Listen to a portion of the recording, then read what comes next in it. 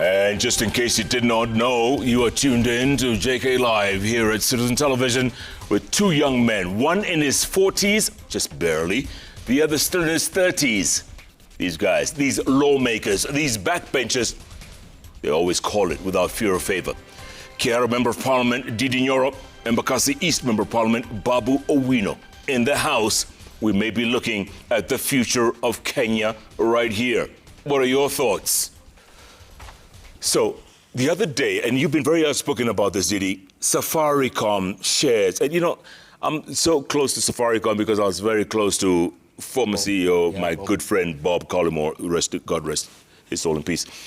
And now we're hearing stories that we're selling, what, 15% of our own government stake? Explain it to me like I was a 2-year-old. Jeff, I've been speaking about this issue, and the context is that, number one, I'm a proponent of privatization. Yeah. Because it brings about efficiencies when companies are run in market-driven scenarios. And therefore, privatization is always good. The big problem that I have, and I am glad I have seen even the professional bodies like ISPAC have put a voice in support of the same, is that we cannot afford as Kenya to be too desperate to give Safaricom for a song. I raised this issue when it came up, and I saw the National Treasury responding to saying that they are selling it above market price. And what I saw there was dereliction of duty. Because any person who knows about how capital markets work, capital markets provide liquidity, but not necessarily valuation. And I'll give you examples. And the reason I'm saying that is because this transaction, Jeff, our country, Kenya, has the capacity to lose over 100 billion shillings. What? In this deal. What? Just by people not doing their job and for competence not being front of it. All the companies in the world, as we have seen even in the US currently, there is a sale of, this on our CNN, is on sale. Yeah. There are two companies bidding, that is Paramount and yes, tuna watch movie inaitwa nini? Netflix. They are also bidding to buy. It shows you that when you are selling a block stake in a company, the market ceases to be the basis of valuation. It is only used by the buyer, not the seller, because it is to the advantage of the buyer. And I'll give you a few examples locally here. Because I'm talking it in good faith and I wish you can do the right thing. In the year 2014, I had some few shares of a company called Rea Vipingo. It was then trading at 27.5 shillings. Some guys gave up a bid. They wanted to buy us out as small shareholders. And they were buying us at 40 shillings per share. From 27? From 27.5. Jeff, nilikuwa nauliza hiyo pesa itafika lini? Because I thought I'm getting an upside of 45%. Yes. This is too good a deal. Your friend, the late Chris Kerobe, Drew Centum, petitioned CMA. They said, no, this is a listed company, you're also going to bid. And they bid for 50 shillings. The long and short of it is that the same guy who had offered us 40 shillings had to sit down even with Kerobe, negotiating, canvassing for him to get out of the deal. The negotiation, the long and short of it is that we ended up selling our shares, area 27.50, for 85 shillings. Wow. In a span of, I think it was 2 or 3 months. So my take has been this, and I can use many examples, many examples. Our current market has been very bearish, meaning the share prices have been very low. That's why you see banking sector, the shares are very low, and all the others. So my proposal is this, practical. If there is no ulterior motive or anyone cutting a deal and getting personal money out of this deal, why can't we let all other companies bid for Safaricom stake of 15%? And I can guarantee you, we are going to get much more than this. The second thing is this.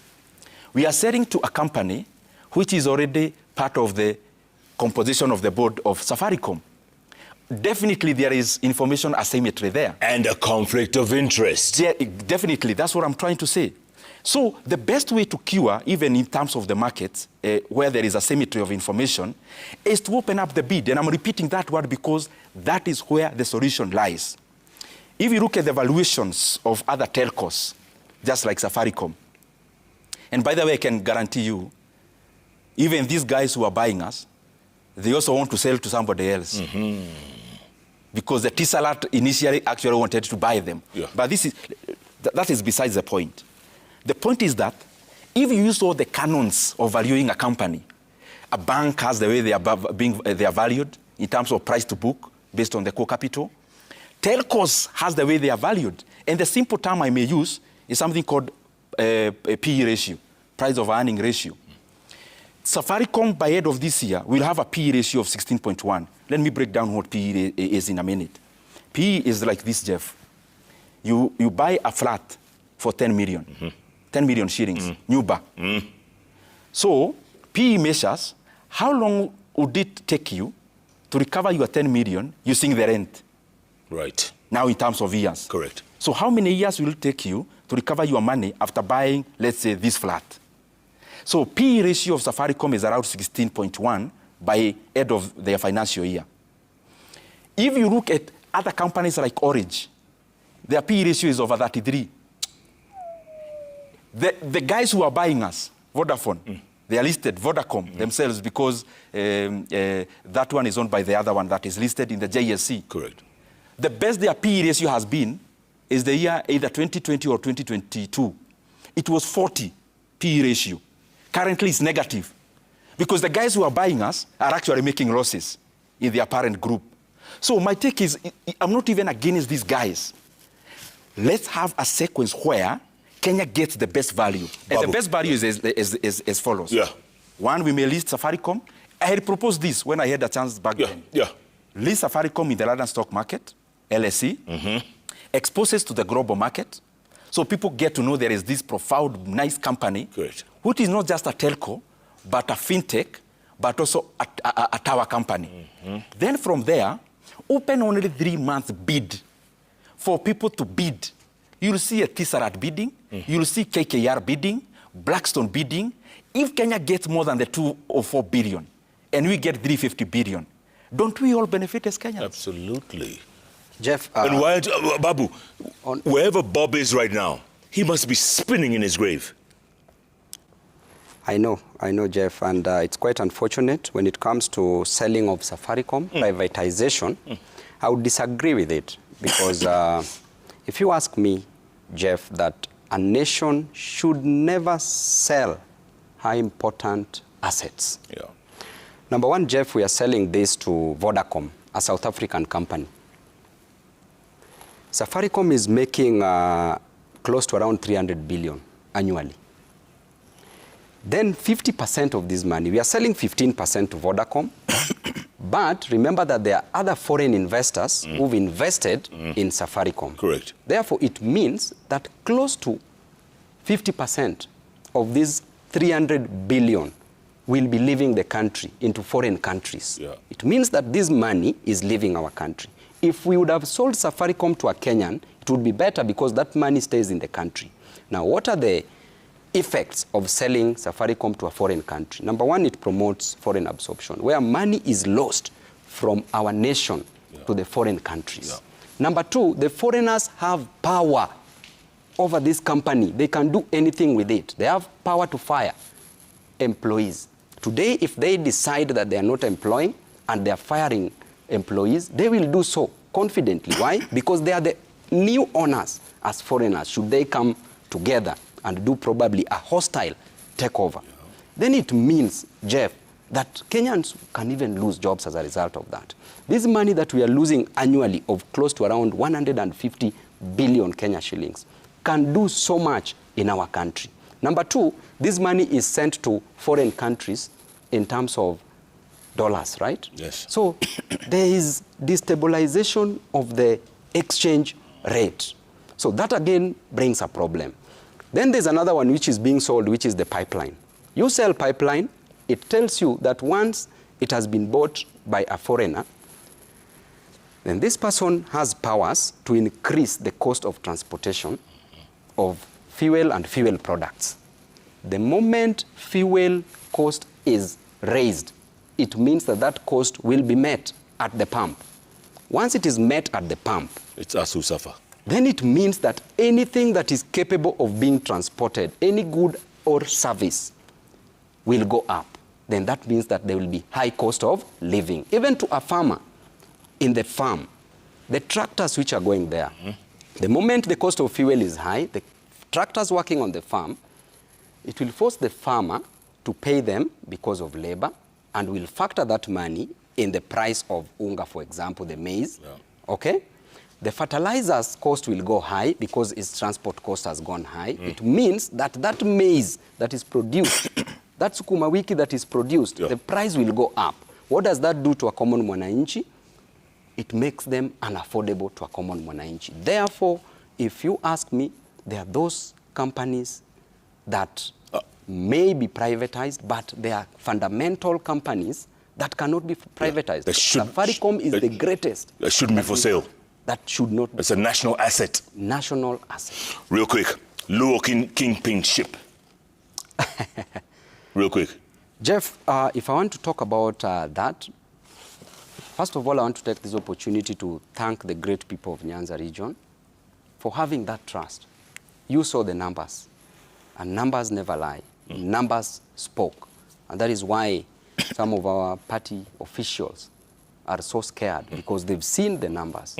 Jeff, we were at 33%, followed by my father, Dr. Oburu Odinga, at 10%, Gladys Wanga at 7%, and the rest at 1%, the likes of Mbadi and Wandais at 1%, and Raymond Omolo 0.something%.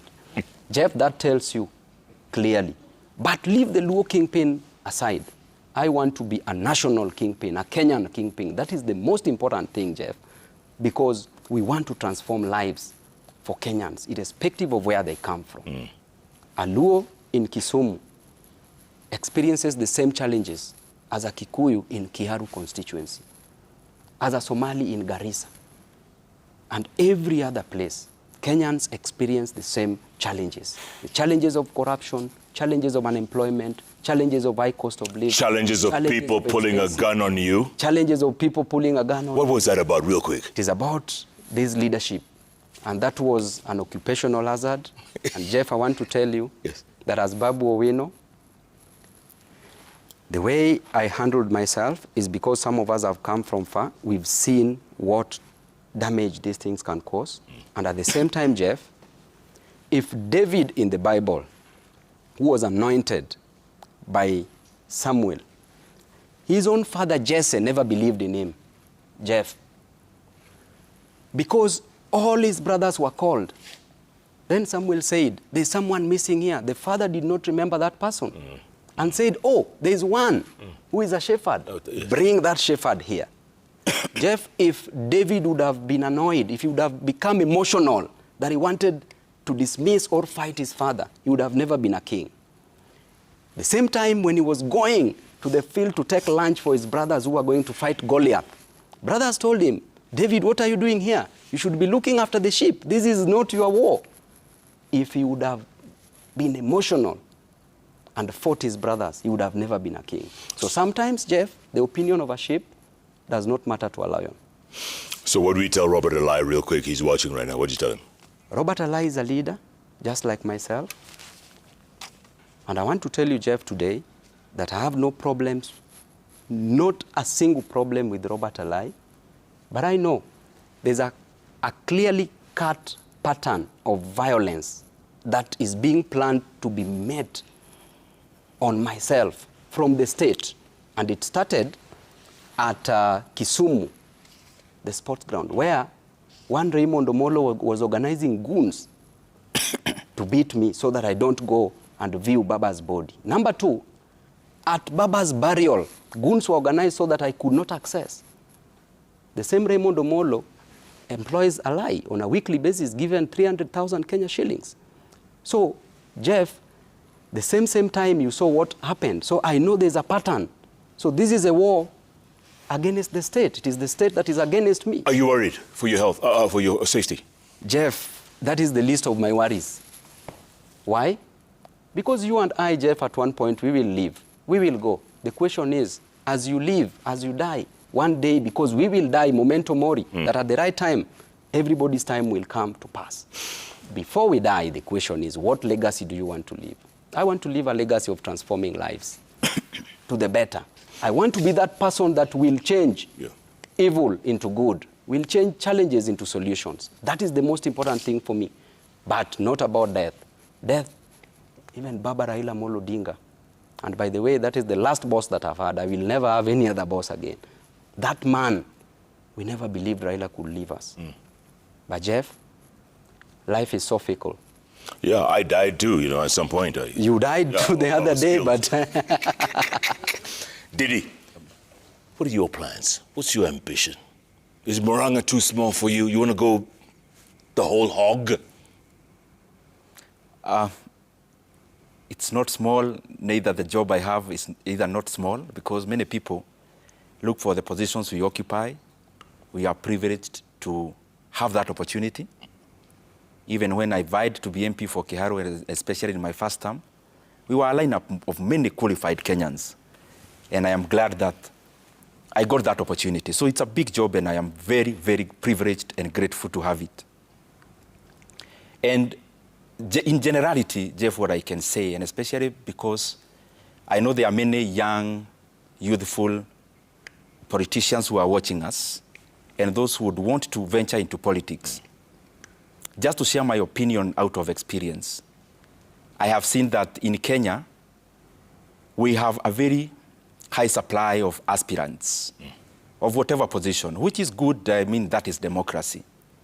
But we have a lot of work to do in having leaders in waiting. I want you to have those two definitions, and especially those who are watching, especially those who want to venture into politics. I have been involved in even the national campaign, as you know. Yes. I have been involved in my own campaign, being elected.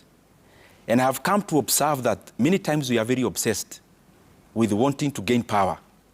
And therefore we put in all our resources in capturing power. And power is important because you can't bring about change when you don't have the instruments of power. But I've seen, and especially given this campaign that we did, you can easily get elected, but probably you are not prepared from day one. So when you get elected in whichever position, MP, president, governor, and you had not actually figured out, and you are not a leader in waiting in terms of you already understood the job, you prepared for it, what ends up happening is that a lot of time is spent doing nothing because the leader is being capacitated, first of all, in terms of learning. Yeah. Let me bring this home because I want to do it with as much respect as possible to everyone. When President Kibaki took over, you could tell the man was prepared. He was prepared because he was around and he had reserved time to also know what Kenya needs. So that's why immediately he was sworn in, within 100 days, we had free basic education. So if you realize now the same, you put it in this economy now, you realize we have spent so much time learning in the job. So when you spend so much time learning in the job, then you ask yourself as a leader, to whose advantage is that? Because by the time you are being employed by the Kenyan people, you must be very ready that from day one, you're already doing some changes. So I've been taking a lot of time, and I can tell you in terms of even talking to so many leaders about this, and also talking to myself, that Kenya, in whatever position, whatever our aspirations, be that person who, if you are called for the job today, do you have the capacity to do it in terms of, do you understand Kenya, what Kenya needs, or do you understand your constituency, are you ready? MP, whatever it is, so that by the time it comes, you can do the changes. Okay, Ndindi, break it down for me, real quick. Break it down for me. Governor, Murang'a? I'm looking for better words and an answer that is not a political answer. Go on. The way I run my politics, Jeff, because all of us have their own arena. Give me a quick answer. Is that the job you already have, do it so well. And don't waste so much time thinking about yourself. Think about Kenya first. And I can tell you without blinking of an eye, every time you do your job that well, just the same way you do it here, things align for you in many respects. So as it is now, and I'm not giving you a political answer, that is from my heart. I do my job as MP for Kiharu the best way I can. Okay. I offer alternative, even for the national leadership in terms of policies, like the one I've done for What party? What party? Party? What party would you run? Hey, Jeff, it is too early. Oh, man. We are 15 months to elections. 17. I counted it today. 17, eh? Yeah, August, yeah. And I'm sure this bench will still be around. We'll be smoking. In terms of, it's not even the right strategy to think about that now. Well, Babu wants to be governor of Nairobi. We all know this. Ask Dimples. Exactly the point. Not, Everybody... Not once, will be. Babu, what party? Jeff, let me come and then I explain this, because Babu's name is bigger than any political party in this country. If you go to Garissa, they know Babu Owino. So I'm saying with a lot of humility, and allow me to be humble. Yes. Jeff, a story is told in the book of Matthew 25:14-30, that a master had his 3 servants. He wanted to be crowned as a king at a nearby place. Then he called his 3 servants. To the first servant, he gave 5 minas. To the second servant, he gave 2 minas. And to the last servant, he gave 1 mina. Then he went. He was crowned a king, came back. Then he called the 3 servants and asked them, whatever I gave you, the little that I gave you, how did you spend it? Yes. The first servant said, you gave me 5. I doubled it, invested it, and here are the 10. And that servant was given 10 cities to take care of. The second servant said, you gave me 2. I've invested it, here are 4. He was given 4 cities to take care of. The last servant said, that master, I knew you. I knew that you're a very bad person. And I knew that if you come back, you would ask for your money. Therefore, I dug a hole and hid it. Here it is. Then the master did what? Sent away that servant, because that servant was an irresponsible servant. And he took like Wamadimples. Like Wamadimples. And that is why the saying goes, the little that you have shall be taken away from you and given to those who have. Jeff, I want to tell you that in the beginning there was the Word, and the Word was with God, and the Word was God himself. That is John 1:1. And lastly, Jeff, a seed has a potential of becoming a forest. When you take a seed and you plant it, that seed will be a tree. That tree will produce many fruits and seeds. Those seeds will produce many other trees. Those trees will form a forest. And I want to tell you today, Jeff, without blinking, that the juice is what the squeeze in Nairobi City County, that the Nairobi City County is a graveyard of garbage, is a cemetery of corruption, and we must correct those wrongs. And today I will tell you, Jeff, and I tell you today before the Almighty God, by God's grace, that we are going to be the next governor of Nairobi. But again, I will leave a window, because I received around 9,000 messages, inbox, 9 million, not 9,000, 9 million, telling me to go for president. Then 8.9 telling me to go for governor. Then 5 million telling me that I tell Ndindi to be my deputy. Or, but you've seen even messages, they're saying between Ndindi and Babu. Yes. Ndindi can be president, Babu can be deputy. Exactly. Babu can be president, Ndindi can be deputy. But Correct. by the end of the day, there's still a window. There's a window. We can decide. And if we decide, because we are 2 great leaders, with number 1, intellect, the qualities required, both of us, we have it. Number 2, political acumen. Number 3, we have the passion and energy to work for the people. And you have youth on your side. The youthful vote. Oh my. Oh my. And finish somebody. Fantastic. Guys, we're going to take a quick break. All of this coming back with business and sports, and then we'll come back with more feedback. So, my goodness, can't make this stuff up. Business News up next.